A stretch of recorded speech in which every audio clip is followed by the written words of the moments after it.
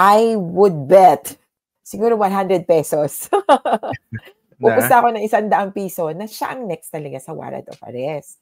Doon pa lang sa warrant ni Duterte, makikita mo na malinaw na may co-conspirator, kakontsaba itong si Duterte. Wala na akong ibang nakikita kundi si Bato. Yung teorya na galing Davao, kasi si Duterte, ang accusation sa kanya, ang sinasabi, we are charging you or you were arrested because you were president of the Philippines and mayor of Davao when the killings were ongoing and you called for it, you encouraged these killings.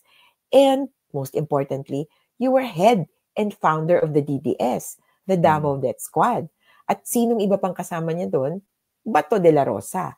And perfectly, kumbaga talagang in sync, si Bato ang chief of police ng Davao, ginawang chief of police ng buong Pilipinas. At nangyari ang malawakang patayan.